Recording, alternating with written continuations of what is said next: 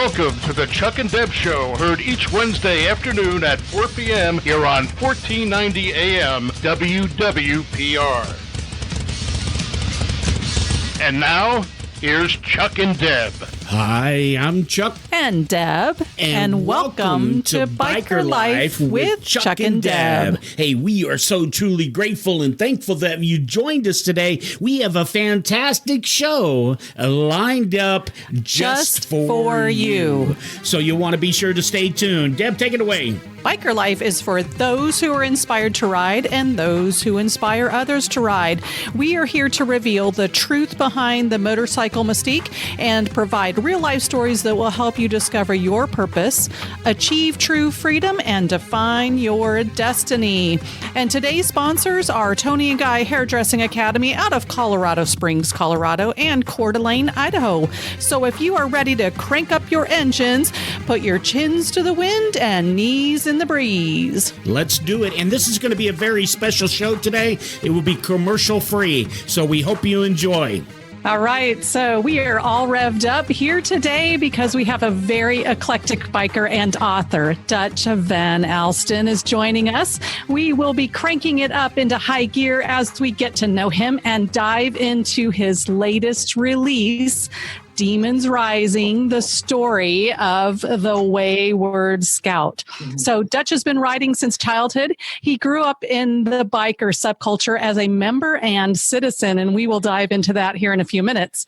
Dutch grew up in upstate New York and now lives in the St. Petersburg area in Florida and remains active in the biker community today. So we want to welcome Dutch, and we are so glad that you have joined us in our unique version of a fireside chat with the Demons Rising, the story of the Wayward Scout. So welcome, Dutch. We're so glad to have you. Thank you. Yeah, by the way, that little fireside chat, I've got to hand that to Deb. That was her little twist for you there, Dutch. I love that. The bonfire scenes are some of my favorite in the book.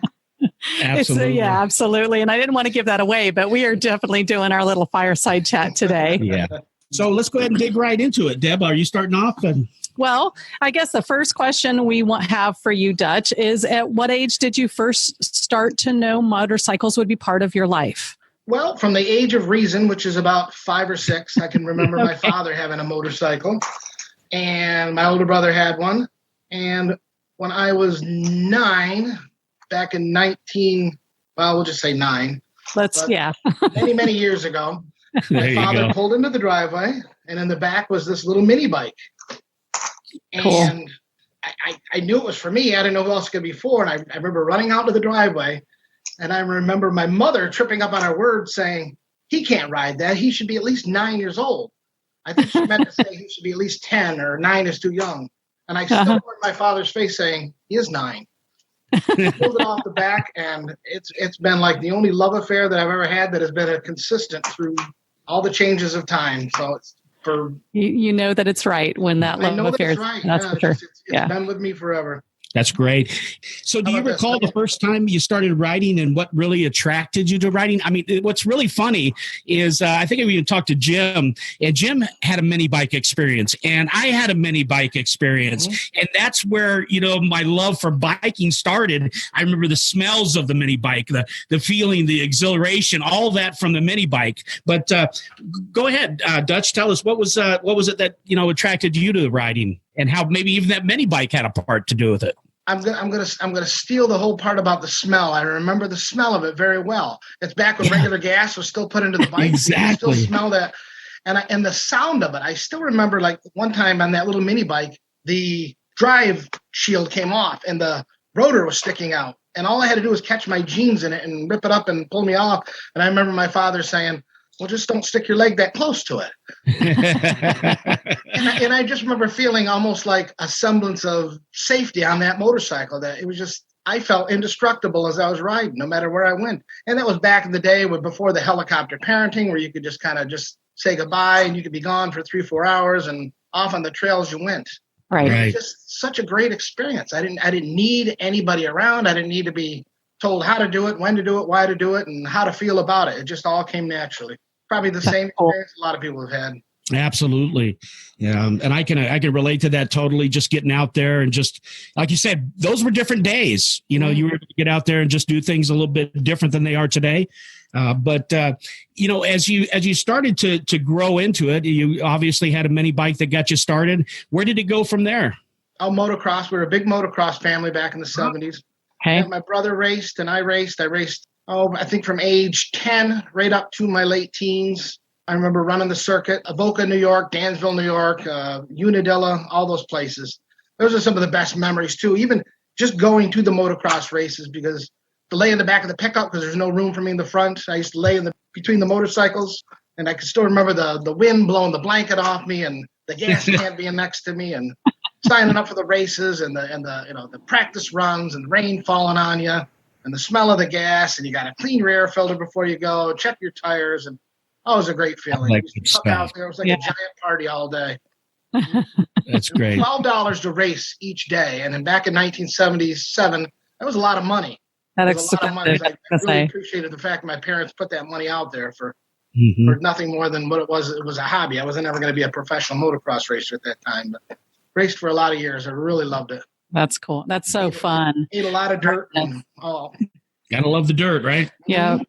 Now, we kind of dove in very quickly into biking, but you, as I mentioned, you're a very eclectic being and you've got a lot behind you that a lot of people don't know. So I'd like to actually take a step back and let our listeners and those watching have a chance to get to know Dutch in a different way before we really get too deep into the motorcycling in the book and everything. So, would you share a little bit about who you are or where you came from, things about you that I think everyone wants to know? Oh, dear. Not my best. There, right? Spent a lot of time alone. As a kid. It wasn't that I was like a loner in the traditional sense, but I liked being alone. I liked being out on the motorcycle. I liked being in the neighborhood alone. I would always join in on a basketball game or baseball game or anything like that. But most of the time, I spent a lot of time by myself, and it gave me a lot of time to just kind of. I was a very, like you said, eclectic kid. Even at that early age when it wasn't, dare I use the word normal, to be 10, 11, 12 years old, to kind of be this contemplative thinker. I used to listen to song lyrics when I was 11 years old and write them down and dissect them and rewrite them and all that kind of stuff. Probably why I didn't have a lot of friends, because 11, 12-year-old boys don't think that way normally. They just want to go out and raise hell and look at girls. And I liked all that part too, but that's when I started writing, actually. My parents used to have this old Smith and Corona. And I used to go downstairs and just bang out on those keys, all these little short stories about, my very first short story was about a moose who was a detective. I was only like 9 or 10 at the time.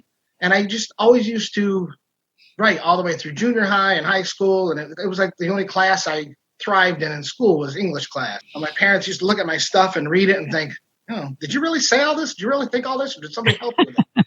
No, I'm afraid that's straight from my brain. So it's always been a part of who I am. It's never kind of developed into formalization of writing a book.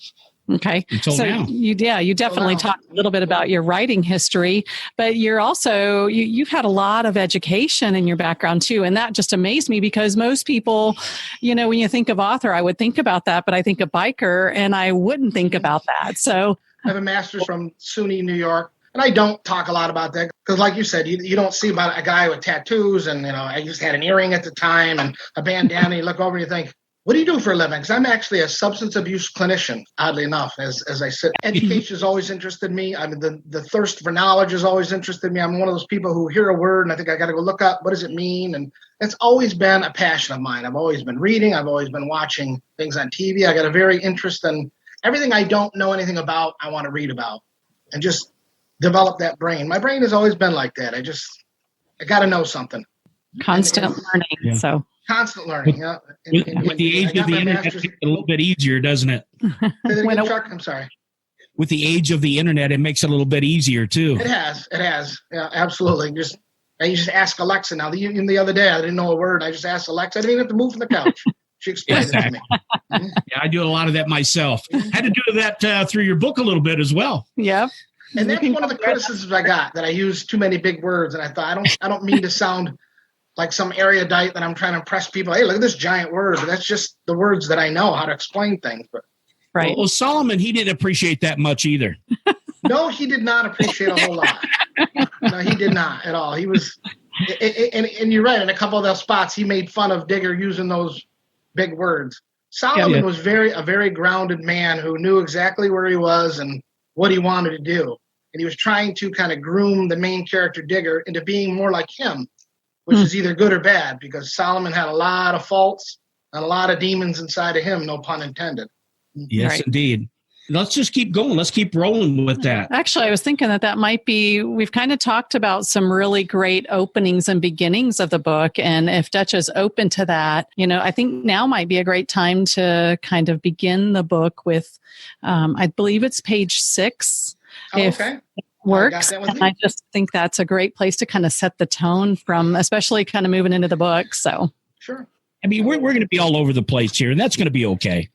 Oh, absolutely. I'm going to put my old man glasses on, so I'm going to transform into this devilishly handsome young man into a man who says, get off my lawn. All right, there we go.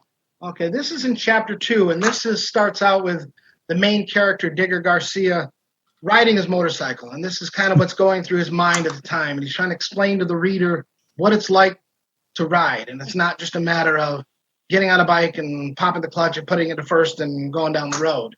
Feeds into is he's already talking about some things that make him sound a little bit cynical about life. But then he says, if the cynicism is showing through, then I am getting my point across incredibly early.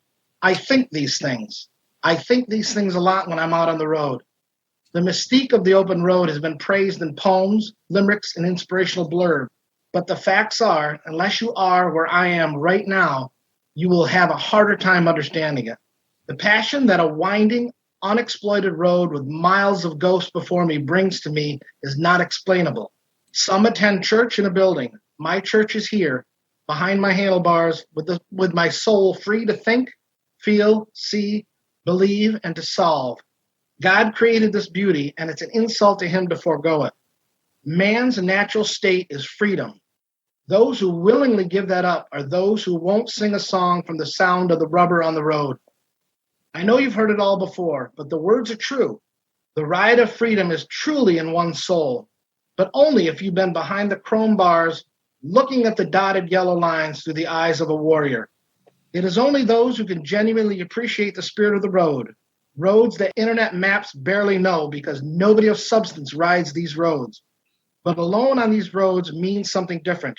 Whether it's special or not is debatable, but it is, for certain, a tranquil feeling.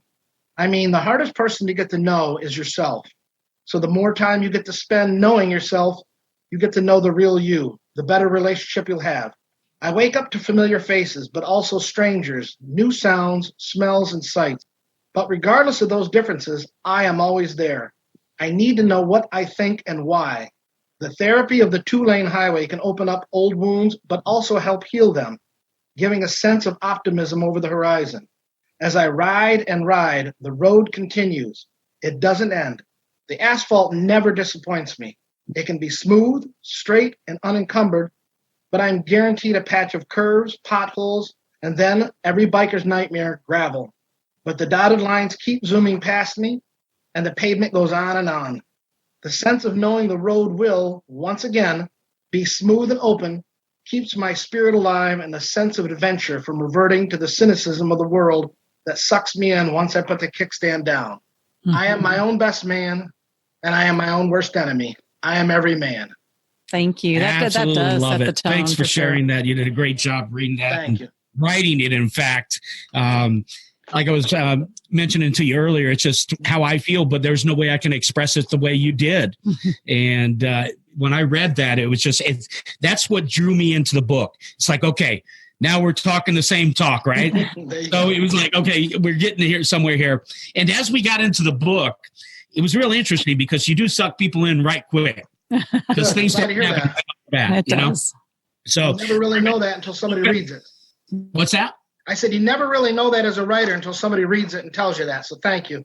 You're welcome. And, what's going to be hard about this interview is I don't want people to know a lot about the book. I don't want to reveal a lot about the book. Right. So that's really what's difficult for us, because we want you to get the book, okay? You've got to read this book to really totally understand the book, to really totally enjoy the book and immerse yourself in the book, because you just got to do it, okay? So we don't want to give it away. It's sort of like you don't want to give away the ending to a movie, right? So we're going to try not to give away a lot of what is in Dutch's book, because we want to encourage our listeners, our viewers, to go out and pick up Dutch's book, because we truly believe in it. Deb ate the book up. She got a hold of it first. We started out reading it together. I had to go into hospital for a while, so we sat in the hospital reading it. I had to go through what I went through, and she took the book and she plowed through it. Couldn't stop. It took me a little time to get to the book, but once I started the book over a weekend when we had a lot of rain here, I didn't want to set it down. And I think it's going to be the same for anybody that picks up Dutch's book. You're not going to want to set it down. I remember I had to just take a little break to close my eyes, but it wasn't long, because I wanted to get back to the book. All right. Because it was one step after another, and you really wanted to know what was going to take place next. Yeah. So, again, it's going to be a tough interview, because we're not really, try to reveal too much of Dutch's book. All right. Yeah. Well, Dutch might give it away himself because he likes it. All right. Well, in maybe your own unique way. Yeah. I'd rather you give it away than us. That's for sure. Thank you again for reading that, because I really, the placement of that chapter really set the tone, whether you're a writer or not. I think people that haven't written want that feeling, want that mystique, want that experience, but they don't know how to go about getting it. Yeah. And writers themselves, if you've done any kind of writing, and can relate and just want more of it. Because I know I can't get enough on the bike. So thank you for taking the time to read that and kind of set the tone for how we kind of dive into the book from here. We're just going to go right at it here. Absolutely.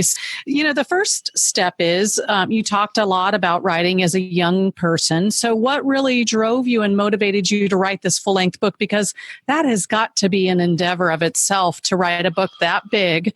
And I'm not saying that to scare anyone, but it's a story novel. I'm not quite sure the right word for it, but share with us a little bit about what drove you, what motivated you to do that.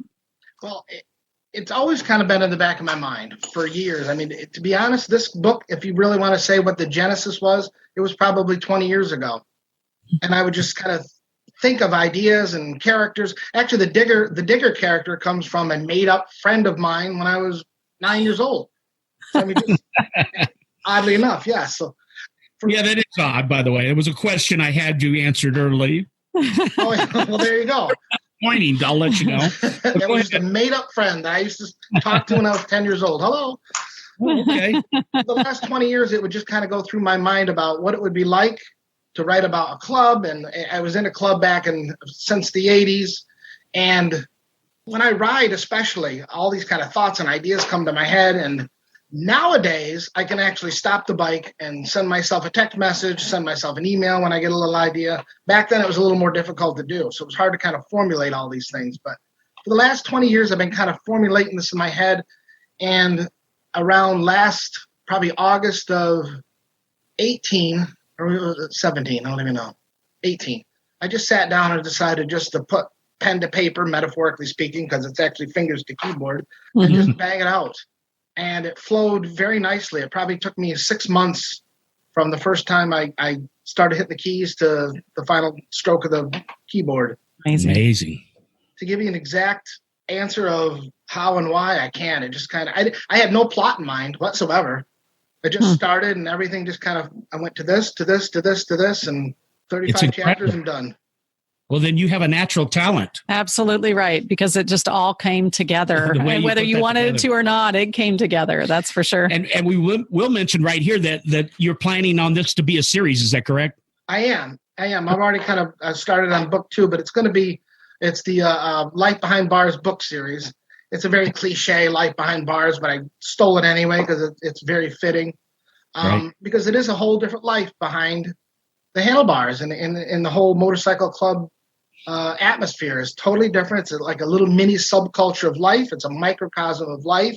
It's kind of a self-created family life that you make up. Now, I shouldn't say make up, but you search for, because the one thing I like about this book is a lot of people write about, the who, the what, the where, the how, and all that kind of stuff. But I don't think anybody's really tackled the whole why. And when people say, well, why do people get into motorcycle clubs? The canned answer is always, well, the search for brotherhood. Yes, kind of, sort of, maybe. But it's a bigger answer than that. It's kind of because women are searching for that too. Women search for that substitute family that they didn't get growing up. And one thing I like about the book is, as I know you notice, is each chapter, except for the first one and the epilogue, have a little background, a paragraph long about each character and what they went through growing up. And it gives you a little indication of, hey, that family that you were like preordained to be born in isn't always the best. So as you grow up, you're searching for that new one. And this is a perfect life to adopt a new family. Absolutely. Would you allow me to be able to quote something out of your book? Absolutely. Knock yourself out. It's actually at the beginning of the book, and it says, you'll shed blood for your family, but you don't need blood to be family. Would that relate to a little bit about what you're saying and maybe sort of the essence of the book in a way? That is the essence of the book. In fact, the original cover had that quote on there. Mm-hmm. And that's a problem with marketing and metadata, saying that any words you put on the cover, when it was a complicated process, and you couldn't put words on the cover. They would show up in the search engines, so I had to take it off there. But that is absolutely the essence of the book, that too many people put too much emphasis on your blood family, which is kind of an insult to people who adopt children and foster children and things like that. So it is basically what it's saying is you will do anything for your family. You'll shed blood for your family, but you don't have to have DNA lineage to be family. Right. In this, and unfortunately, we put way too much emphasis on DNA. And, well, that's your sister, that's your father, you should not feel that way about them. Right. My philosophy has always been your family is really those who love and support you and take care of you, not those you're related to. Interesting. Huh. That's a good approach. And, actually life lessons have kind of taught us some of the same things, is that, family is what we make them and are drawn to people in our lives, not necessarily those that we're born into. So I can see that for sure. So thank you for letting us share that. Yeah, that can be quite deep, and that's why I'm sort of, stuck here a little bit, because I get in my head a little bit too, and the book carries that through. So, and that's what I saw, and that's when you were talking about some of the what'd you call them, the prelogs to each chapter? Is that how you put it? Yeah, just about every character, not every character in the book, but every main character in the book has a kind of a different chapter in the beginning, showing what they went through in their family life. As you've seen, there's abuse, there's sexual abuse, physical abuse, there's neglect, there's poverty, there's mental illness, kind of. And so that became something in a book that was how would you say it? Not a trend, but a pattern that all the characters sort of had is that childhood experiences that actually, I don't know if I want to say this, but made them who they were. Yes, that's a very good analogy. Right. Yeah. And I purposely wrote every person had a different negative experience, but some and all around the country.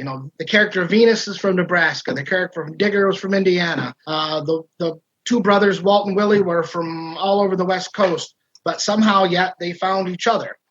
And that, even though they didn't know each other as children, they all kind of experienced the same thing. And I think I wrote in there somewhere about when you lonely people will eventually find each other and start new, and that's what these people did. Mm-hmm. And these characters in the book, were they based on people that you know or people that you have known? Not directly, no. I mean, they're all fictional characters. Because I see. Go ahead. I'm sorry. No, go ahead. There's people who have influenced each character. Solomon is influenced by a guy I knew. He's in one of the people that I dedicated the book to. Oh, that's what I was going to ask, because I noticed that you dedicated the book to 4 people. Yes. And so were the characters? Go ahead. You were about to say They're that. Not really based on them, but they did influence some. Like the bonfire scenes really were Kenny Hoteling, one of the guys I dedicated the book to. Him and I many times sat out by a bonfire and had some very nice talks. He's really nothing like the character of Solomon, but that influenced me to write that from that perspective. The character of Mallet that is I'm sorry, is by another friend of mine, but it's not based on anybody. Everybody's fictional. Because I've heard that before, people saying, so you must be the character of Digger. I'm thinking, no. It's all fictional. Oh, no. I beg to differ. I mean, you wrote it, but I'm going to keep, the way I feel about it. It was going to have a question. I was going to have a question for you. I still probably ask it. So while we're here, what about names? You picked Solomon, Venus, and the other names made sense. Pantech Dave, stuff like that. Yeah. Mallet was an interesting one. What about Solomon? Did Solomon have his name? Did it have a particular meaning? Did the name Venus have a particular meaning? Did Digger's name have a particular meaning? Any of that? Solomon, actually, his original name was going to be Yoda for a while. Okay. Kind of that wise character in charge of everybody. But believe it or not, this is kind of a technical answer. I researched that. George Lucas has some very interesting copyright laws that he somehow managed to formulate. Oh. And I just was not about to navigate through them. Sure. So I thought, let's go back to the old biblical days of Solomon, the old brutal king, wise and in charge. And I thought that was probably even a better name for him anyway, because that's what Solomon was supposed to be. He was supposed to be the guy who's been around a long time and kind of detached, a bit brutal, but very wise, and always seemed to have the answer. Didn't always display the right answer the right way, but always seemed to have the right answer. He was very particular, wasn't it, Solomon? He was very particular. And that character kind of took off on, because originally when I was starting to write it, he was going to be the more wise, calm character. And somewhere it just kind of flipped around chapter 6 or 7. He just became kind of this crazed, very volatile person, irrational. And it just worked better. No, I just say sometimes those characters kind of, what you have planned for them, they just kind of take off on their own. And it just flowed better after I made him kind of the more volatile. I don't want to say violent, but no, he can get volatile. The people won't know this, but the scene when the clubhouse, when it got really intense, yes. And that made you wonder. And as I was reading, you didn't address that, and I know a lot of our listeners don't know what we're talking about, which is great. But you go on through the book, and it's never addressed. It's left.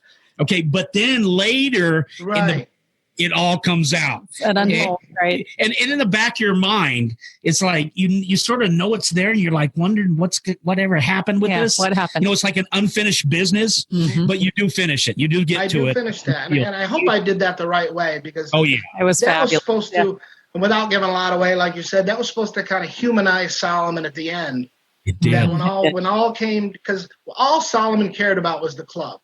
Mm-hmm. I mean, he was a likable character for the most part, but if you really read into it, he kind of abandoned his family. He kind of did his own thing. The club was all that was important to him. That's all he wanted to kind of carry on.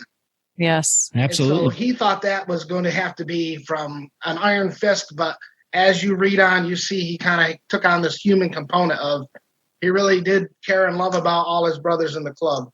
Absolutely. And while we're on that, because I had a question formulated with that in the book, and I say you/Digger. I'm going to stay with that, by the way. He's young and handsome. That's no, come on now.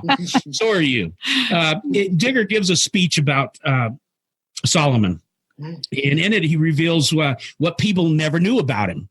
And Solomon had a mystique about him that others just didn't know. In real life, we all have like preconceived ideas and misconceptions about people.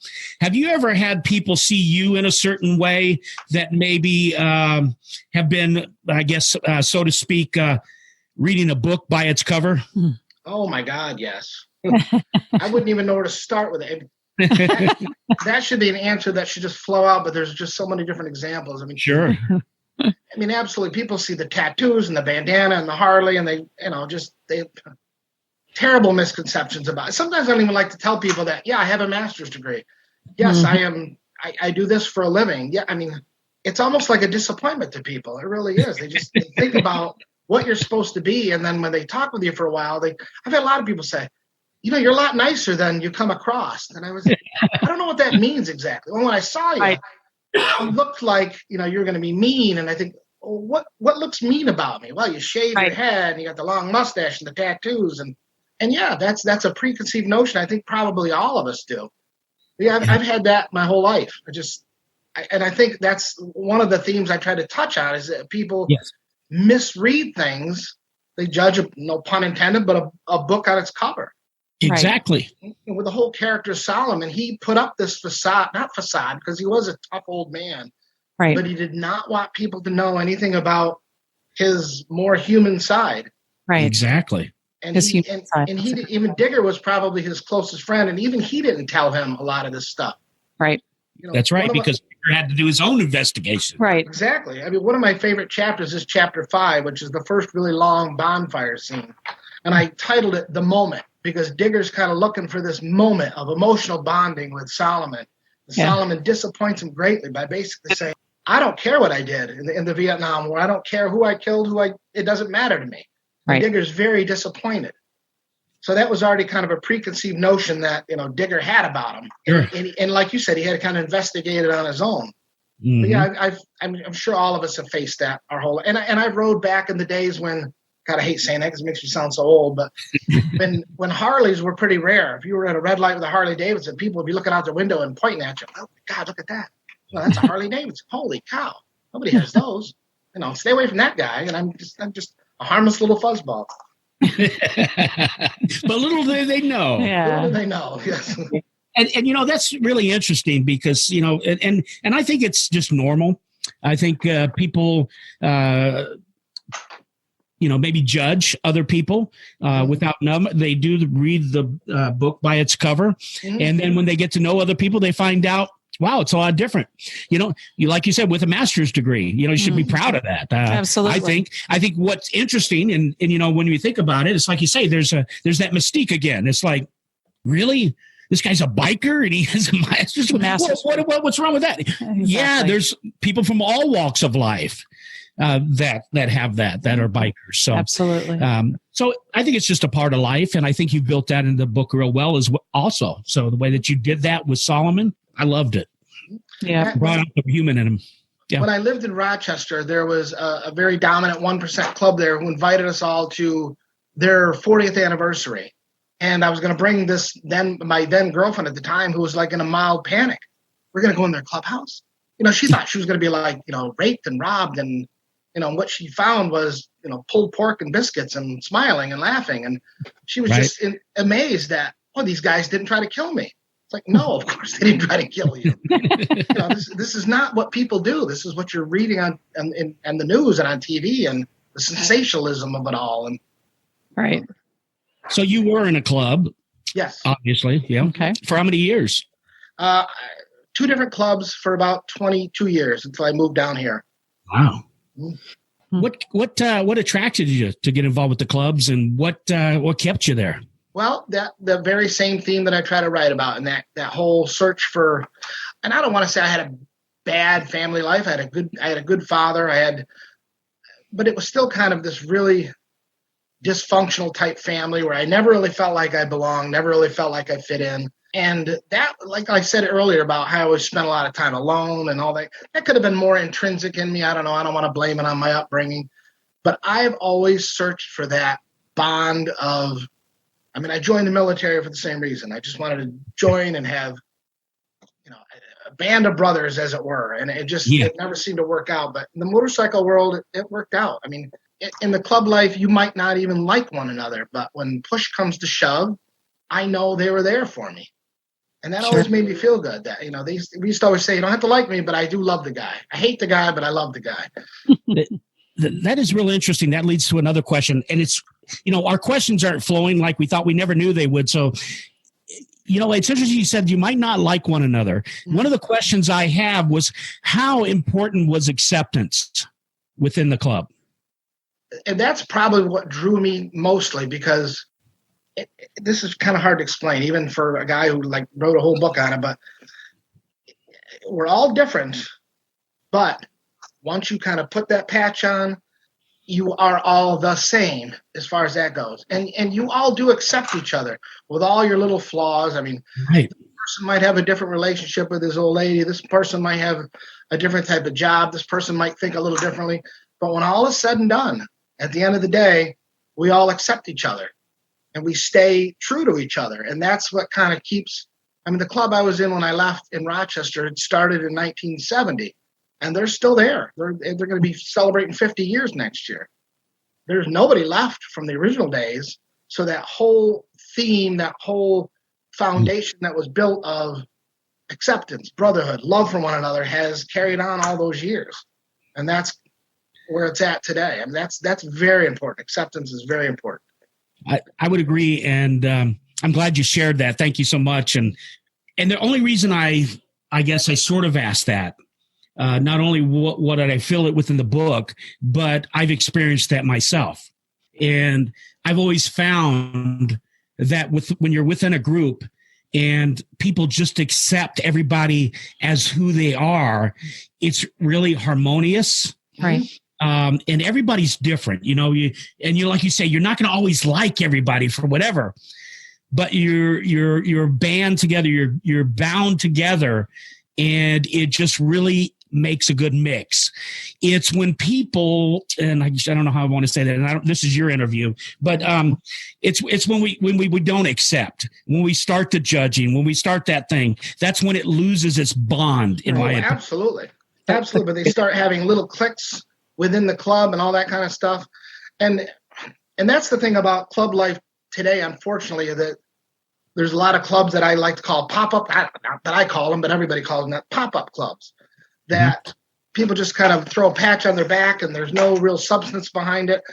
And if I can give you a quick anecdote, when I was still living in Rochester, we were out with a couple of other clubs at a bar. We were just kind of mingling and talking. And this one young guy just got out of the Army, and I give him a lot of credit, walked up to another guy in the club and just said, I was really thinking about joining a club. What's it about, what it's like? And this guy in the other club was explaining it very eloquently, telling him what's expected. And there's a lot of work. You prospect for a year and you got to do this. And the kid said, wow, yeah, I might just join one of those military clubs. And there was no real, I didn't begrudge him anything, but it was just kind of that whole, I really don't want to do the work. I really don't want to have the philosophy of, acceptance and brotherhood and bonding. I just want a patch on my back. Right. And that's really what's missing nowadays. So some of these older clubs that have been around a long time, that is a theme that they've built up on and are still running with. All right. Deb, I've been taking over. You got some questions. Don't let me just run the show. That's okay. It's been a great dialogue, and we've learned a lot about the club life, and which is cool because that's what we really wanted to dig a lot into because we don't know that side of life. But, I know the book is fiction, and you mentioned that many of the characters just kind of evolved from experiences in life. However, the question is, do any of the words really draw from real life experiences? Because it almost sounds like some of it does. Well, there's two that are more humorous, that are almost word for word. There's a part in the book where they all go out to dinner and they come into the restaurant and the hostess says to them, as she takes one look at them and basically wants nothing to do with it, and then puts them in a back room that isn't even open. And that actually came from back in the 80s. The club I was in, we were coming back from our sister chapter, which is just like north of Pittsburgh, and it was pouring rain, and everybody was in a bad mood. We actually drank the night before, shockingly, but we were all feeling really bad in the morning. And compound that, like I said, with rain and cold, and we stopped at this diner, and we came to the door, and I still remember the look on the hostess's face. She kind of looked to. We had a real guy named Josh Randall, who was 6'6", former Marine, had this stentorian boom to his voice. We need a table for 18. And she said, we can't seat 18 people. And he said, we're really hungry. And she looked at the host and said, open up the banquet room. She said, it's not open. She goes, it is now. And it's back there. But in the book, I wrote almost exactly that, just because that was always a humorous part. Absolutely. What's your humorous in the book as well? Yeah. Oh, absolutely. And the only other humorous part, and this is actually drawn from almost word from word, is a friend in the book. The character Malik gets hit by a truck going out to get his mail, and he's all banged up, and he's on his way to the ER. And Digger calls him, and he's all panicking. And I'll take you to the ER. He's going, oh, no, I'll be fine. My old lady's going to take me. And then the next morning he calls and he says, well, how'd you make out at the ER? And he said, well, I was going to go, but my neighbor came over with a bottle of whiskey and the bonfire, and I went there instead. And that is absolutely 100% true. That is a friend of mine who got hit a little different, but he was on his motorcycle pulling into his drive, and a pickup truck hit him. Oh. Head over heels into the back of the pickup, and his neck's all, elbow's broken, he's bleeding, and he's yelling into the phone, and he's screaming, "I'm going to kill this guy," and all this. I said, "Just go to the ER." He goes, "Tammy's taking me right now." I said, "Okay, well, just call me when you get back." He never called me, and the next morning he calls, and he tells me he's on his way, and I said, "What happened? You were going last night." Oh, that, yeah. The neighbor came over with a bottle of whiskey and a bonfire, someone over there. I just started laughing, and he didn't even catch on. But he didn't know what was so funny. I said, "Listen, you're all banged up. You could have had a broken neck. You're bleeding. You put a piece of duct tape on your head just because somebody brought a bottle of Jim Beam over." Yeah. Priorities, right? Oh, yeah. To this day, him and I still laugh about that. But he didn't You gotta love that, actually. Oh, that's my favorite story to tell people. It was just hilarious. That guy is just the way it was written in the book was too. Yeah. You're like, it's really? almost word for word, almost for word. And I worked really hard to kind of work that into the book. I just wanted to. It really didn't add or subtract anything to the book or the story, but I just wanted to put that in there for my own personal anecdote. Yep, I totally agree. And I'm glad you worked it in because it did kind of go, what the heck, man? Like, all right, really? So I get it. Well, I just wanted to, from your perspective, what's the difference between a 1% club and a regular club? And that's a hard one. For one thing, a 1% club is not what the government and the media says, which is, they're all criminals and they're trafficking meth, and that's just not true. That's just part of the agenda that they have to kind of create that image. I don't even want to get into all that, but that's a fact.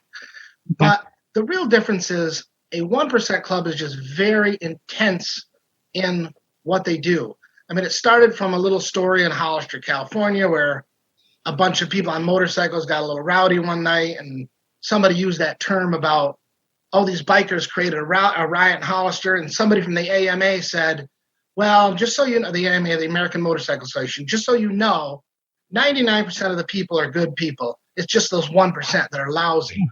And a lot of those people took that moniker as a badge of honor and said, fine, we'll take that. We'll be that 1% that say, but really what it is just kind of Venus, the character Venus tries to explain it in chapter 3 and does so very badly. But she made a good point, which is basically most clubs are what they call a family job club, which is your family comes first, then your job, and then your club. A 1% club, it really is your entire life wrapped into one. It comes over your job. It really comes over your family. It is just that level of intensity. And it's just, that is what's kept them going for 50, 60, 70 years. And the reason why they're 1% is because most people can't keep up that level of commitment. That's all. It has nothing to do with enterprise. And I don't care what the DEA says or BATF says, but it doesn't diminish clubs that are not 1%. They're very hardcore. They're very rigorous, but they're just not at that level of we're all on board. Right. There's a level of dedication, I think. Right. Loyalty, yeah. I mean, I know of one club where anytime there's a funeral, every member nationally has to go to that funeral. It doesn't matter whether it's in Germany. It doesn't matter whether it's in Alaska. You're going to be there. Right. I mean, so it's just that level of commitment that it's just hard for everybody to do. Yep. Very good. So since we're right there, let me ask you this, because this was a question that I believe some people might even be wondering about. I hate to go there, but we're going to go. So, the shows like the Sons of Anarchy and the current Mayan show, did that reflect, do you believe, the accuracy of an MC, or is that just all Hollywood? I thought it was gratuitously violent. I mean, there's some violence for sure, but no, I don't think it fully reflected it. But I mean, Kurt Sutter had his target audience. He knew what he was doing. Very successful in what he does, but no, I don't think it reflected it as it really is. However, I don't think that was his goal anyway. I think his goal was to strictly entertain people. Entertaining. Yes. Yeah, and they really and some of the script and some of the dialogue, they just quote unquote tried too hard. And I think a lot of things they just looked up on Wikipedia, some of the verbiage and the wording, and just kind of tried to stick it in there as best they could. It would be hard to do on film. It really would be.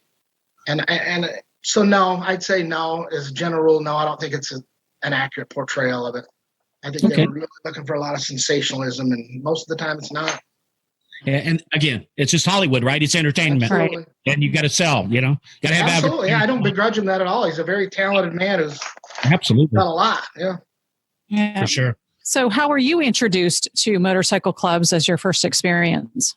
Well, there was a club in Corning called The Chosen Few back in the 70s.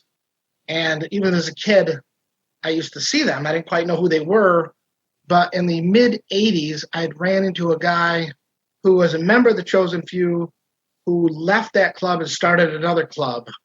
And I just got to talking with him, and he invited me to the Clubhouse a couple times. And that's kind of what I was looking for. I didn't even know I was looking for it, but I had found it. It was just the camaraderie and a lot of laughter, a lot of fun. And it's just what everybody talks about what they want. And there it was. I just had to kind of earn my way there. I mean, I had to prospect for the club. That was a lot of fun. It was very interesting. One of the this is back before the days of cell phones and things like that. But one of the outings we went to when I was prospecting, I had to have a flashlight around my neck so I could be spotted everywhere. So if anybody needed me, you couldn't hide. You better have that flashlight on. But I look back and it was a lot of fun. It set everybody's tent. They had to run and get beer, and it was just the prospecting is the worst thing you want to go through. But the minute it's over, you almost miss it. You almost look back at it as a rite of passage that you really truly appreciate. That's interesting you say that, because as I look at that and I read through the book, and I'm saying to myself, man, I just don't think I could have been a prospect. I guess my ego or something would get in the way. And some more power to you. Maybe I'm wrong. Maybe you can help me there. I don't know. It's funny because, and you're right, because you are kind of, I mean, the club I prospected for didn't purposely belittle you. And some clubs do, which is just, I think, wrong. Prospecting process is supposed to be almost like an apprenticeship of teaching you the way things work. But yes, you are also the lackey. You're also the guy who stays when we don't have a bar in the clubhouse. Sorry. We don't do that. But yeah, I mean, you're the one who kind of cleans up afterwards. And if you get a phone call saying, hey, I'm going to go out tonight, you're going to go escort that member all night. You're going to follow him around, make sure he's all right, and follow him to the men's room, make sure nobody comes at him and things like that. But once you're patched in, it's really over. It's not a matter of, that you are now one of the brothers. So if you were a prospect an hour ago, you're not anymore, and you're treated just like everybody else. So you earned your way. You earned your way. Absolutely. It wasn't handed to you. It wasn't handed to you. And I know what you mean by it's not really humiliating, but it really is kind of a way of, like you said, earning your way. If you can look at it from that perspective, that it's not me personally, they really are trying to teach me something in their own way. Right. Because you have to submit. You do. A lot of things in life we have to submit to. You do. And it does weed people out. I've seen a lot of prospects. Basically, they had a system, and you submitted to their system. Absolutely. Right. And it does weed people out. I've seen a lot of prospects who didn't make it. Absolutely. The filter. Absolutely. I've seen a lot of people 6 months come in and say, I don't want to do this, turn their stuff in. I've seen people after 6 months say, give us your stuff, because you ain't making it. You're not material. Yeah. Too cool.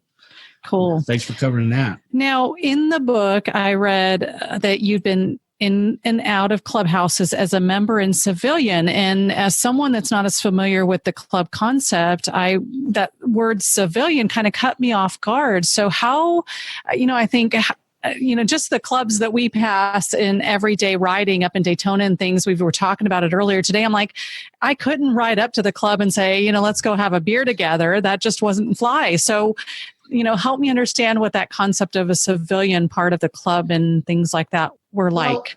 I mean, even down, because I'm not in a club anymore when I came down here, but there's a local club in Sarasota.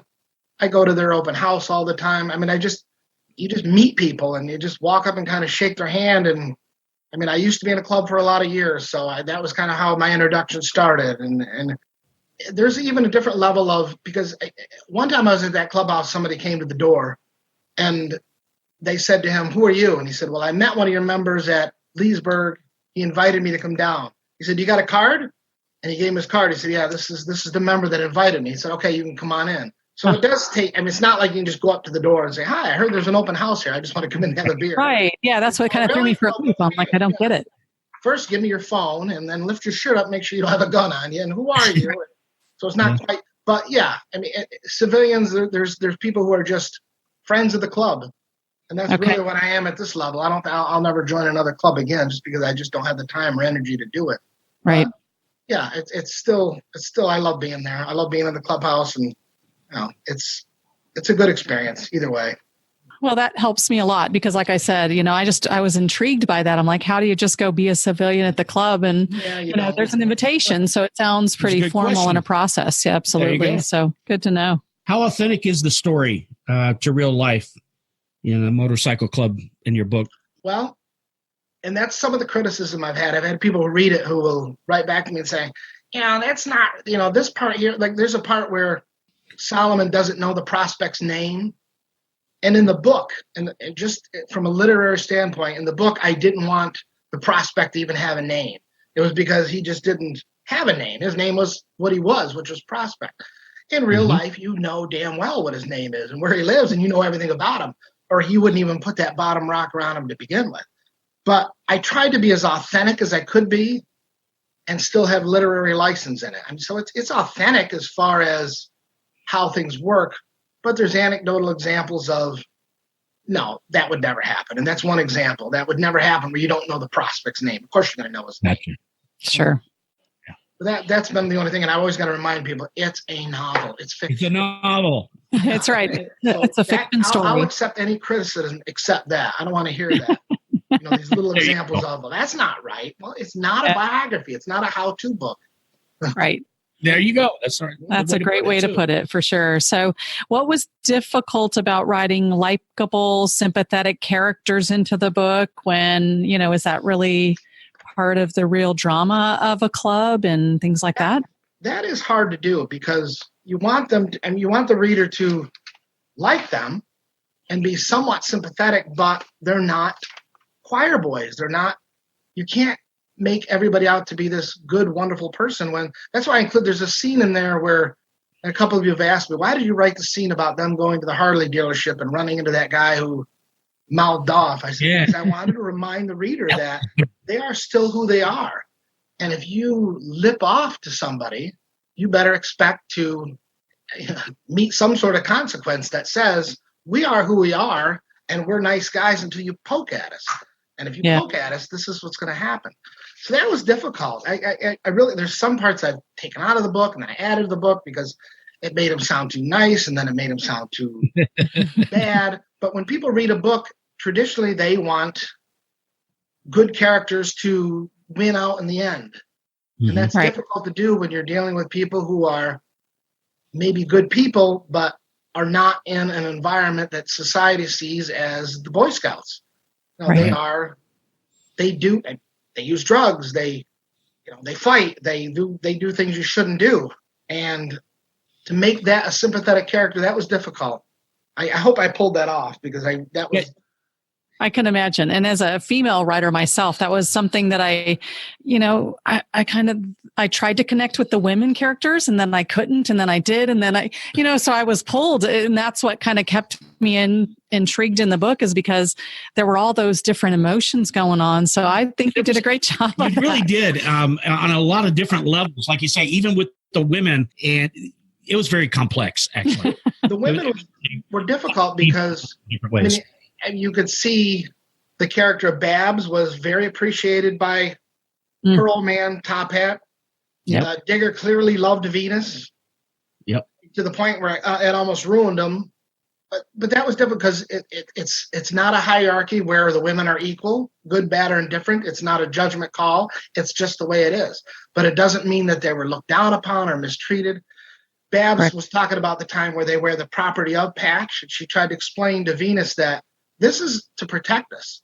And that is actually another, I should have included this with the whole anecdote of true story, but back in the 80s, when I was dating somebody, she had a property of patch. And we were out at a bar one night, and she got a little forceful, and some guy sat next to her, and she hip checked him right out of the booth, and onto the floor he went. And he got up, and he was about ready to go off on him. And they stood up, And they turned around and they had the little property out patch. And I still remember the one guy saying, "Leave them be." And that really was what it boiled down to, is it was there to protect them. They were ready to, I don't know what they were ready to do. But as soon as they saw that patch, they thought, no, leave them be. And a lot of women take that as a subservient role, but it really wasn't. Right. And you clarified that in the book, I thought. I hope so. Because that's a sticky point. That's still a sticky point to this day. Yeah. So, sort of going back just a little bit, you mentioned the dealer scenario in the book. So let's take for life a real example. If somebody was to run into somebody that's part of an MC, is there anything they should know? Any particular way they should be behaved? Any kind of disrespect is usually intent. Something you do out of ignorance is not going to be considered. I mean, if you're walking through the shop and you bump into somebody and you say, "Oh, sorry," it's not going to be a problem. But if you just kind of go in and just kind of elbow somebody, you're going to have a problem. Right. If you say something about, their girlfriend or their motorcycle, and it really is all about, what is your intent? Are you trying to be disrespectful? Or are you basically saying, I can say and do whatever I want and you guys are nobody? Or are you saying something that maybe you just need to be schooled on that you shouldn't do or say? Right. Deb, what do you got? Well, I guess we've already kind of talked about this, but I would imagine that you're going to agree that there are some misconceptions about bikers in general, which, I think was a lot of what you tried to do regarding the mystique of bikers.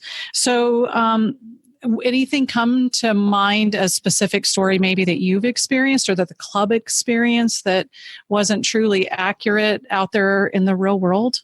From my perspective personally, or? Mm-hmm. I mean, we used to get that a lot from anybody. I mean, any place we walked in, we would have, people would, and in the beginning, Digger kind of admits that he likes to keep people, I think his exact words were, "I don't want to scare people, but I like them to be on guard." I like that, yeah. Yeah, and we'd be lying if we said some of the perks involved. There was one scene where he was running back from the woods, running back to the van. And he says, one thing about being in a club is, you have girls throwing herself at you. There's never a cover charge and all that kind of stuff. But he says, but really what it comes down to is, I know where I'm going to find Solomon and he's going to be right exactly where I want him to be. And I think some people misread that whole club concept of that is really what we're looking for. Mm-hmm. And even though those perks are kind of nice where people buy you drinks and they leave you alone and that's really not what the goal is. But a lot of people, when they see you out, think automatically you're trying to intimidate. And we've had bouncers come up as soon as you walk in and say, "We don't want any trouble tonight." And there's no trouble to be had. We just want a drink, we want to come in and eat. And that's all there was. Right. And that's just, and they're being very polite, but that was like their main concern. Oh no, a motorcycle club came in here. Especially if you were out of town and you weren't familiar with that city and you walked into a bar 100 miles away, there'd be a lot of panic. What are you doing? Other clubs, if you go into a bar where there's another club, a lot of patrons will panic. Oh, there's already another club here. You guys are here to cause trouble. No, we happen to be friends with them. They're just in a different club. This is not what you see on TV. This is not, the Club A warring with Club B. Right. Yeah, those are great examples. Yeah. A little bit more about you real quick. You mentioned you were in the military. What branch? The Army. Okay. Well, thank you for your service. Reagan years, peacetime. All right. And do you have any children, Dutch? I do. I got a 33-year-old who lives in North Carolina, and I got a 31-year-old who's still up there in Rochester, New York. He's getting married in September, as a matter of fact. Okay. Flying back up there and wishing him well.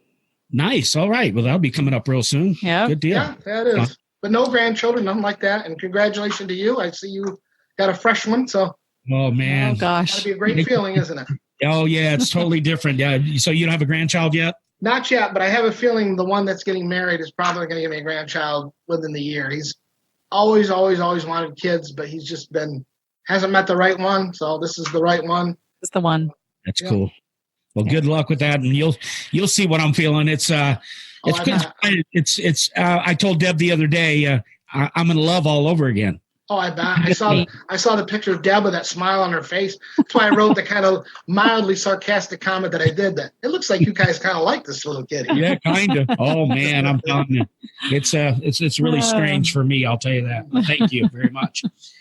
I think we talked about that when we asked that question early on. Go ahead, Deb. I'm curious. You mentioned in the book that bikers go to certain places where bikers can be bikers. So in this, and it was kind of cool to read about places that we know local, that names that are like, oh, wait, and I know that person. So that's kind of a cool thing. So where would bikers go be bikers in the real world for you? Well, that's in the acknowledgments, I think. I mentioned a friend of mine, Jesse Mullen, who he owned the Tip Top Tavern, which was there since the 40s. That recently closed, but he has another bar. But those two atmospheres were perfect. It was just where you could go and be exactly who you were, and nobody was ever going to bother you.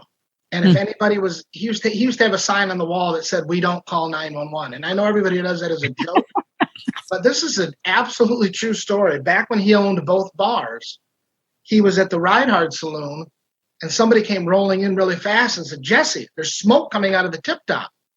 And he said, "What do I do? Do I call 911? And he said, "Absolutely not. You don't call 911. We don't want anybody over there." And he got on his bike and rode over it. It just turned out to be something in the kitchen. But it was just that whole atmosphere where you could just, I think you used the word early on about acceptance. And it just didn't matter what you were riding, what you were wearing, what you were saying, what you were doing. It was like the biker version of Cheers. You were just welcome as soon as you came in. And there are a lot of places that cater to that clientele and do so enthusiastically. That's fantastic. Thanks for sharing that. That's really cool the way you put it too. Yeah. It's at the bar. You just went there because that was the question that I had. I was actually not going to ask it, and I'm actually glad that you did, Deb. So because he answered it real well because I wanted to know. Yeah. So bikers good deal. Just being bikers. All right. Let's see. What's next, Deb? Keep rolling here. Well, is there any difference between what you would consider a biker and a motorcyclist? Because those terms, are thrown out there all the time in the world. But yeah, they are, and maybe sometimes unfairly, because there's nothing wrong with being a motorcyclist at all. The whole motorcycle culture has kind of grown.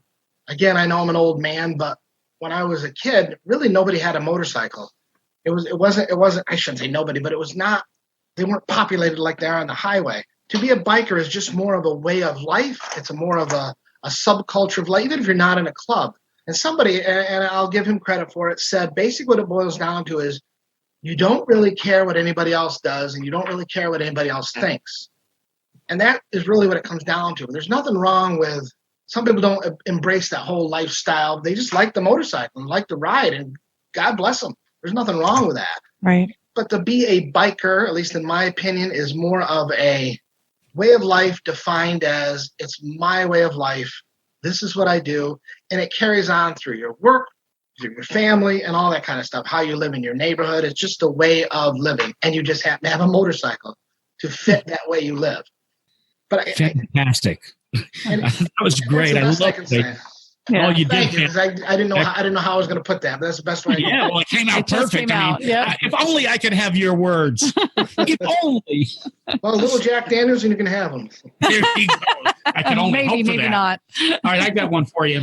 So, does the word brother have a different meaning to you than maybe it does other people? For example, I think earlier I actually said to you, okay, brother or something. And I do it as, a casual speaking when I might talk to somebody. So does the word brother have a different meaning to you? And would I be able to call you brother? Yeah. And I'm going to probably be on an outlier on this, because a lot of people in this whole, and I don't know why, this is one thing I've never quite figured out, get really offended by that. Oh, don't bro me unless you know me. I think it's like a polite greeting. It's innocuous. It's. I don't understand what's wrong with that. I really don't. Okay. I mean, a lot of people do. Hey, and I'm very careful about that. If I'm out and I see somebody in a respectable club, I don't call them brother. I don't. Right. But when somebody calls me that, what am I going to be offended by that? Don't call me brother. Yeah. That means hello. That means friendship. That means gratitude. That means welcome. I don't understand why people get offended by that, but a lot of people do.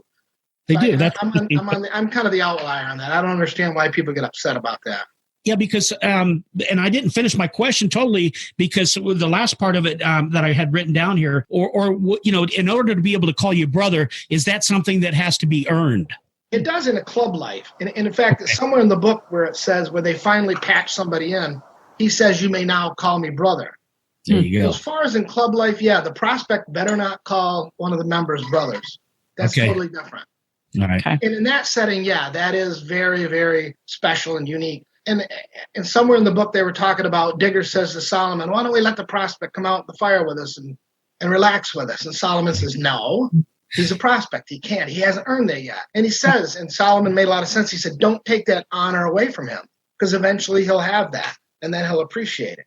Yes. But as far as like in civilian life, and I don't say anything wrong. It's just, like you say, friendly salutation. It's friendly, and I think people who get upset by it are kind of like showboating and probably virtue signaling, and probably read a book somewhere that said this is what they're supposed to be angry at. Because I really don't give it any thought, and it's really weird sometimes. When I use the word brother, I'm like, why did I just say that?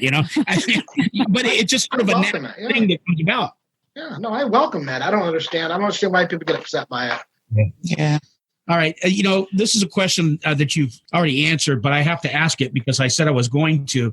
Are you able to reveal if the character Digger in the book is in some way or another you? It really isn't. I mean, a lot of his personal philosophy, probably. I mean, anything you write about comes within. I mean, I can't make up what I'm thinking and feeling. And that's what you do when you write, is you write what you're thinking and feeling, and you attribute it to another character.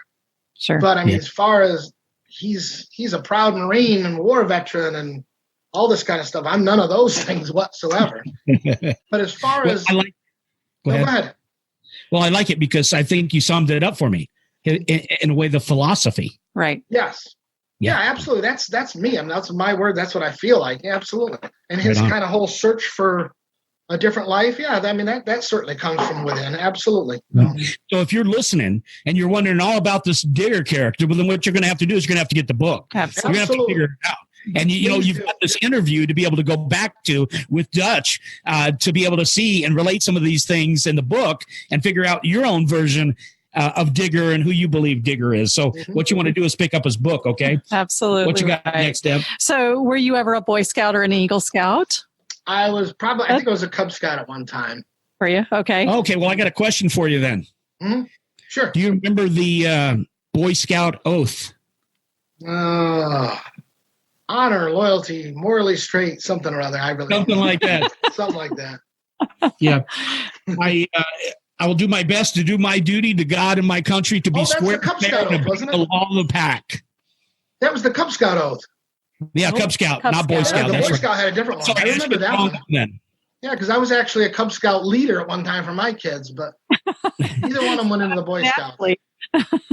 So that was the Cub Scout. Yeah. Cub Scout. That's been in me for years. When we lived up north in Florida, I was a Boy Scout, and then we got transferred overseas to Germany. And so I was never able to continue with the Boy Scouts. But I remember being so proud. I mean, I wore my uniform to school every day. There you go. I loved it.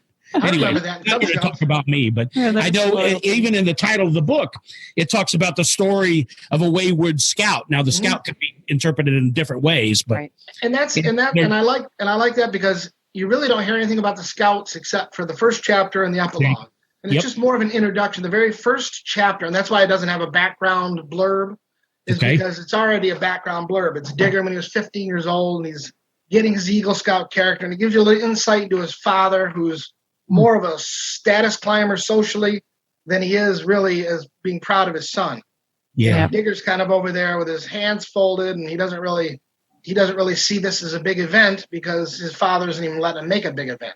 But I did that purposely, where I wanted to start the book at a scout meeting, and then the epilogue takes place at a scout meeting again. It's just supposed to show the difference between how he was as a kid and how he was as a parent. So later in life, Later in life. I should have gone with later in life. You're right. Yeah, later in life. And actually, I spent a lot of time on that. Even after the book, after I read it, I went back and reviewed those the other morning, and I was like trying to compare the two because I had to get it right in my mind. And then at the shift at the end, reader, you guys are going to have to get the book to understand, but you need to read the book. Yes. And see what Dutch is talking about. But it all does come together. And it's interesting how you tie the beginning and then it comes to the end. It's just really cool. Yeah. I just really like it. I thought it was a great connection. Absolutely, man. Yeah. All right. So loyalty, in your opinion, is it getting harder and harder to come by these days? Real one, yeah, absolutely. People know what the definition is according to Webster, but yeah, absolutely. It's becoming more and more artificial. It's becoming more and more, yeah, I'm very loyal, but, that little 3-letter word of but after that. Yeah. At least in my opinion, true loyalty is you stand by somebody and you support them no matter what. Not just when it's convenient, not just when it's, the heat gets too hot for you. And that's kind of, I don't want to say gone by the wayside, but it's kind of disappeared over the years. We've become a very self-serving world, and everything is about me, and everybody else gets kind of left to the wolves, and hey, I got your back, at least for a little while, until it's no longer benefits me. It makes a good bumper sticker, but it's really hard to apply it to real life. Yeah. I was wondering how you felt about that, because it does seem like, and that's a lot of what's in your book too. This is about loyalty. It is. It is getting less and less. And I know I do repeat that theme a lot, and that's intentional, because that is what every single character was looking for from childhood on up. And this is why when they all kind of found each other, it's all defined differently for them. I mean, for the women and the different members, loyalty means something different, but they feel accepted. They feel that they're giving and receiving loyalty in their own way. That's really what it boils down to. Right. And it just works, that's for sure. So I see that the Demons Rising, the story of the Wayward Scout, is part of a series. In the second book, first of all, how many books are you anticipating at this point being in that series, if you have any idea? I don't have my brain is kind of going full speed. So, and really what I'm going to do as far as the series is I'm going to pick a different club, different characters, but I'm going to tie the club. I mean, in book 2, Demons Rising is going to be in it, but it's going to be focused more on a new club. Okay. And I think that way you can kind of go gangbusters, really. I mean, you don't have to keep developing and changing characters. I like the Demons Rising characters the way they are. So if you come up with a book 2, you got to change something. You got to develop something. Right. I don't really want to do that. I like them the way they ended up. I totally agree. And you mentioned in the book, you actually talked a little bit about each character in the beginning of each chapter. Are you going to keep that concept moving forward in the future books? Because it was a very interesting way of writing. Yeah, and that was actually a last minute idea. I was going to do it just for one chapter. I was going to do it for the chapter number 2. It's kind of an introduction. And I thought, this kind of works. I want to. If my whole theme is about comparing what they grew up with to what they were looking for to what they have now, I should let the reader know. And what better way to do that other than a paragraph in the beginning? It's the only part of the book that's written in past tense. The whole book is written first person present tense, which is difficult to do sometimes. But those little flashback scenes, I think they carried a lot of weight and let the reader know. Because like the character of Venus, so far the feedback I'm getting on her is nobody really likes her. And it surprised me, because I thought I wrote her as a more kind of sympathetic person. She's a bit emotionally distant and things like that. But when you read some of the background blurbs, why wouldn't she be? Well, and for Venus, for me, the verdict's still out because of the way the book ended. It actually threw a wrench in it for me, going, okay, was there something there that I should have picked up on that maybe I didn't? And I saw it, but to that extreme was a little, I don't know. So my verdict's still out. So I agree with that. And I think also for a reader, that history, even though it may not have been identical, there are pieces of all of us that are planted in all of their histories that I could go, wow, I remember feeling that as a child, or, I had this one experience when that happened to me too. And that's why I want this now in my adult life, kind of a thing. So I think it connected us to the characters in ways that I didn't expect it to. So, oh, wow. Yeah. That's a great compliment. Cool. It was cool. So that's a really good compliment. Yeah, it was awesome. Keep on going, Deb. Well, you're on a roll, Deb. Keep going. Yeah. Okay, so do you anticipate the following books in the series to follow that same flashback format, which is what I said? And what drew you to write the book kind of in that style? Now, you mentioned that it was supposed to be one chapter, but how did it really grow to be more of the book? I mean, the chapter or the paragraphs in the beginning? Yes. Because I just thought it just helped explain, instead of trying to hide it in dialogue and cloak it in dialogue about, what each person went through. Why not just say it directly? People can absorb that at face value about, what this person, like we said at the beginning, there's all sorts of abuse. There's all sorts of, there's a lot of mental health in Solomon's life, as you can tell. Yep. And it's easier. I don't want to say easier, but I think it's just more direct, and it's just better on the reader to read exactly what happened instead of trying to hide it in subliminal messages. Great. Yeah, because there's a lot of depth to it anyway without trying to figure all that out. So and some of those background paragraphs were more like, there's one about Babs explaining who she was. Uh-huh. She was like 20 or something, and the one friend is talking about, oh, you can't go on like this forever. But it explained what her character was like from the beginning, and she was a very self-assured, confident person, and so not all of it was negative, but all of it explained what they were before they found each other. Mm-hmm. Cool. Yep. Now I got a little something that really rubbing me wrong here. Uh-oh. Yeah. Uh-oh. You included the general manager of Rossiter Harley Davidson. I had to do that. No, I had to do that because he always picks on me about being over by the beer tap. I had to include that part about there when they were looking for Digger, and he said, "Oh, he's not over by the kegs." I don't know where he's at. Exactly. Every time I see Scott, that's what he says. "Oh, what are you doing here, Dutch? The keg's over that way." Very good. Very good. That's funny. I thought it was cool. Yep. So there's so much unwritten in the book as I go back and we reread and talk and discover new aha moments. Is there anything underlying for you as a message that you want the reader to get that, maybe you would want to share with them kind of ahead of the game? Yeah. Mostly, if it helps people understand, because too many people have a misconception of why you join a club, and it is because, you just want to look cool, you just want to be a badass, you just want to pick up girls, you just want to scare people, and that really isn't why people are drawn. I mean, there's too many people who are drawn to it for that negative reason. For the most part, the reason why you're drawn to it is to create your own family that you didn't have, that you wanted growing up. I think I wrote lost, lonely people will find their own way. They'll create their own world when the world that they're in disappoints them. Right. So I'm trying to maybe normalize that a little bit, make people understand a little bit that, just because that's the path people go down, it doesn't minimize who they are. You may look like a criminal, but you're not a criminal. You may look like a badass, but you might have 4 stray dogs at your house. Because we're not mentioning any names. Yeah. Sure we can. Have you received any feedback, good or bad, from your book? I've had a little both. I spoke earlier about the negative feedback, if I'm getting any, is about the authenticity. Right. And I'll take any kind of negative feedback if it's constructive. But when people talk about, it's not the way it's supposed to be, it's like, that's not even a constructive feedback. You don't know what you're talking about. It's not a biography. Go read a biography if that's what you want. I try to make it as authentic as I could. But some positive feedback. I got an interesting one the other day, and I put it on my Facebook page. There was a guy who bought it just because he was being gracious, and I'm a good customer. And he said he's never read a book in his life. He's like in his mid-30s. He didn't do well in school.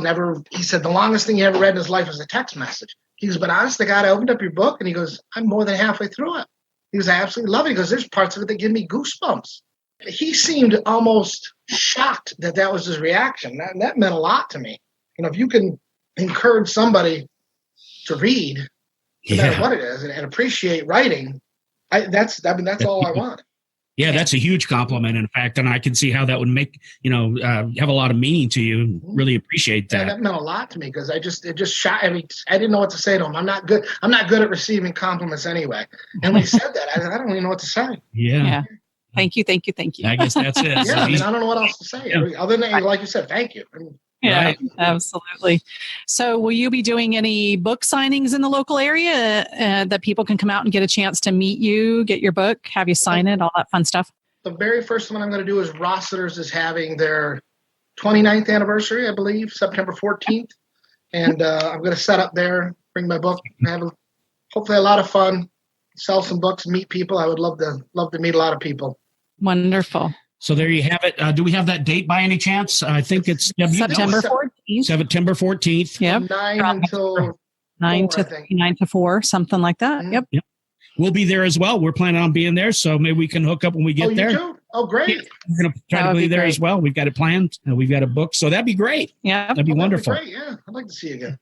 Absolutely. So, and if those that want to get the book prior to September 14th, how could they go out and find your book and buy it and get started on reading it? Well, there's two ways. You could actually order it through lulu.com directly, lulu.com.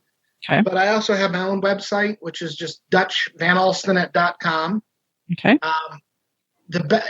As of right now, as we're speaking, the payment method isn't working. So if somebody wants to buy the book, they could just email me directly as well, which is just dutchvanalstin@gmail.com until I get that fixed. But I welcome anybody to visit the website and sign up for the newsletter and say hello and all that kind of stuff. And then what I'll try to do, Dutch, as well as we'll put up a link on the Chuck-n-Deb show.com, and it'll be chuckandebshow.com/Dutch. Or I could do Demons Rising, but I think my little name there. Yep. And then that way you'll have a link to get back to Dutch as well. We'll maybe even at that time put up some links where you can purchase it from the site. So we'll plan on that in the future. Oh, yeah, anything we can do. That's right. We're about going to wrap things up here, but before we do, would you have any feedback or anything you'd like to share to any would-be authors out there? Oh, well, this is going to sound kind of canned and superficial, but just the guy we were just talking about who said he loves, he never read anything in his life, and I don't want to mention his names, I don't want to embarrass him, but he confessed to me that he used to write children's books, and this character that they had, he said, but I don't do it anymore. He said, I'm dyslexic and I don't know how to do it. And the only advice I give somebody like that is just sit down and do it. Right. Get in front of the keyboard, do it. Do some freestyle writing to clear your head, which is pretty much just sitting in front of the keys and typing anything, any words. They don't have to make any kind of sense and anything, and just kind of get your brain in that mode. But my philosophy is if I can do it, anybody can. It just takes some time, dedication, attendance, and it goes in spurts. There's nights where I can write for 3 straight hours. There's nights where I just kind of sit there at the keyboard and sip bourbon because nothing comes out. Any ideas that you have in your head, text yourself, email yourself, write them down, and go home and formulate them on pages. But that would be my best advice, is just write. Get out there. WRITE. Excellent. Really appreciate that. Now, Dutch, I know this is an interview with you, but I'm going to veer over and just ask Deb a question. Oh, no. Deb, reading the book, you're going to have some women, and Dutch, you've had some women buy your book, haven't you? Yeah. Okay, good. And so, Deb, from a women's perspective, what would you tell the women out there about Dutch's book, and how would, just tell me? Well, thanks for putting me on the spot. Yeah, You're great like doing at that.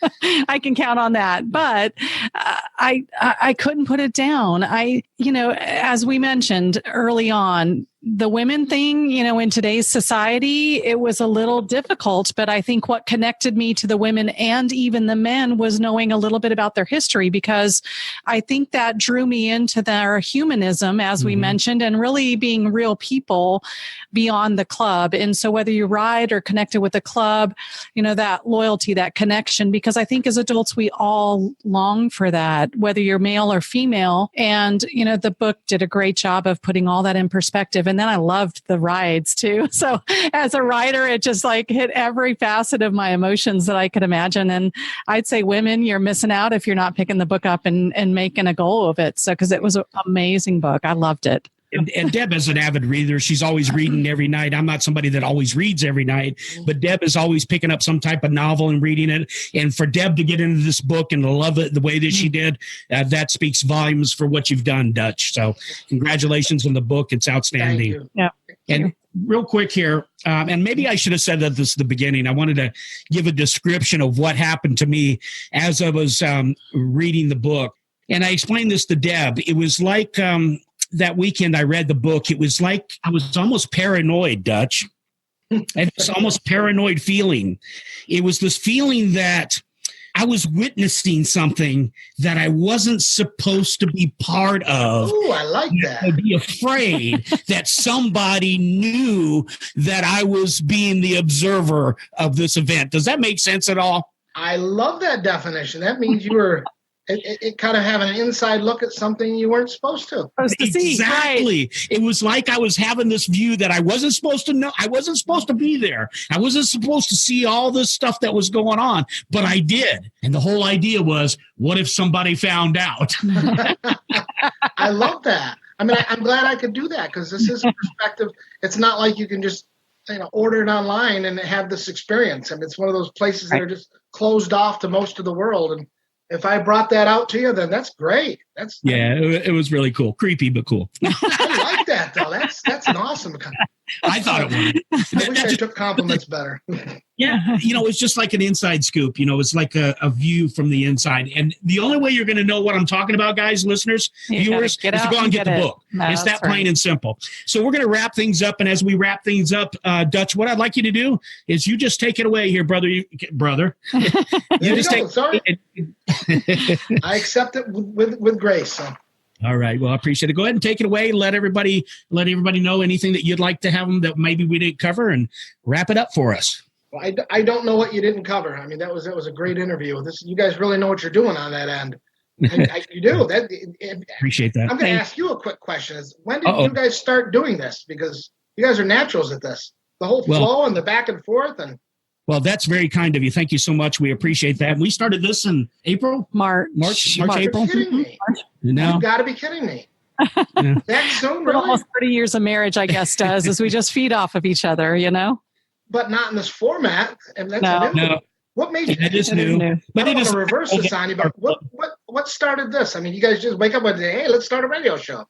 We just have a passion for it. We have a passion for the motorcycle mystique that is described in your book. And we believe that we need to get the word out that, we're just not what the people think that we are, that they view us a certain way. And we want to share the motorcycle lifestyle with people because we're very passionate about it. And we actually want to encourage people to get on a bike and ride. Yes. Deb, as you probably know or may not know, she is a coach, rider coach with Harley Davidson. And so it's her passion. She has a heart for it. So that's what we want to do. We want to get more people involved. We want to expose people to all the good things that the motorcycle and bikers do for the community, because there's a great number of things that people just don't know. And we're just learning as we go, Dutch. And each and every day I stumble across something new that we didn't know existed. And in relations to you, I feel like we're babies, okay? Baby bikers. All right. You've been around, you've been riding, a long time. And so you've got a little bit more years and experience on us, but that's not stopping us. We're starting where we are, and we're just going out there and sharing our passion with people. Yeah. You don't have any formal training in media or anything like that? No, sir. No. Wow. Okay. I hope that's not disappointing. We don't have a bachelor's degree or anything. That throws me for a loop because you guys are naturals at it. Seriously. Very kind of you. You're a great man. Nice. Very, very nice of you to say so. So again, let's throw it back to you because this is all about you. And I can't say how much of an honor really it has been. Appreciate we were looking so much forward to this interview. We just wanted to make sure that we did the best job that we can because we believe in you, Dutch, and we believe in your book, and we want to back you. We want to be that loyal family member of yours that's there to support you and be with you all along the way. And if there's anything we do, we just want to do that. So. What's that? And just let us know if there's anything we can do, because that's what we're here for. The best we can do is that we can help you. So I would love to help that just the way we are. So wrap it up for us, Dutch. Wow, I don't know how to follow that up. That was impressive. I mean, I can't add anything to what you covered. You covered every single aspect. You covered the book itself, my background, the philosophy of motorcycling, the philosophy of motorcycle clubs, the history. There's nothing left to. You put a period and exclamation point at the end. You did it. Well, that's great. Well, we could probably keep going on and on because the book is quite deep. Yes. And there's a lot of things that we didn't cover, and we could have a good time here. But we do need to cut things short because people's times are limited. But so we want to thank everybody for listening today. We want to thank you, Dutch, so very much. Absolutely. And we want to thank you. Continue to wish you great success on your book. And again, go ahead and let everybody know your website again, Dutch. It's Dutch Van Alstin or DutchVanAlstin.com. And that's Demons Rising, the story of the Wayward Scout. Mm-hmm. And you'll be able to find that. Can you get them on Amazon yet, Dutch? It is on Amazon now, finally. It took a while to get there, but it is on Amazon as well. All right. Very Wonderful. good. So there you have it. We want to encourage everybody to go out and pick up Dutch's book. And Dutch, they can also follow you on Facebook. You have a Facebook page as well? I do. It's a Life Behind Bars book series. There you go. Life Behind Bars book series. All right. Well, we're going to go ahead and wrap it up. Dutch, thank you so much. I'm Chuck. And Deb. And I hope everybody have a great day. Thank you so much. Thank you very much as well. See you soon.